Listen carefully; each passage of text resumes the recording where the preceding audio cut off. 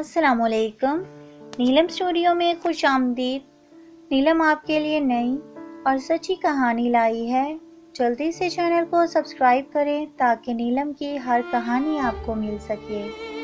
ایک کسان نے اپنے 10 کے 10 بچوں کو ایک قطار میں کھڑا کیا ہوا تھا اور ان سے تفتیش ہو رہی تھی کہ بتاؤ، چھت پر رکھے ڈرم کو کس نے دھکا دے کر سیڑھیوں سے نیچے گرایا؟ کسی بچے نے کوئی جواب نہ دیا۔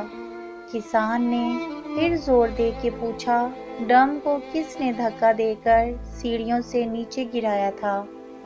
ایک بار پھر کسی نے جواب نہ دیا۔ کسان نے کہا، ٹھیک ہے، میں ایک کہانی سناتا ہوں۔ ایک تھا بادشاہ اور ایک تھا اس کا بیٹا شہزادہ۔ ایک دن شہزادے نے کلہاڑے سے بادشاہ کا پسندیدہ انار کا درخت کاٹ دیا۔ بادشاہ کو پتہ چلا تو اس نے سب سے پوچھا کہ درخت کس نے کاٹا؟ شہزادے نے سچ بولا کہ اس نے درخت کاٹا۔ بادشاہ اس کے سچ بولنے پر خوش ہوا اور اس کو کوئی سزا نہ دی اور اس کو معاف کر دیا۔ اب بتاؤ کہ ڈرم کو دھکا کس نے دیا تھا؟ یہ سن کر سب سے چھوٹا بیٹا بول پڑا کہ ڈرم کو اس نے دھکا دیا تھا۔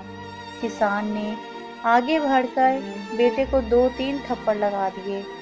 ننھا سا معصوم بیٹا رونے لگ گیا اور اپنے سرخ انار جیسے گال سہلاتا ہوا بولا، شہزادہ سچ بولا، اس کو سزا نہیں، میں سچ بولا تو مجھے سزا کیوں؟ کسان نے جواب دیا، جس وقت شہزادے نے درخت کاٹا تھا، بادشاہ درخت کے اندر موجود نہیں تھا۔ یہ تھی ہماری آج کی کہانی۔ مجھے امید ہے کہ آپ کو بہت پسند آئی ہوگی۔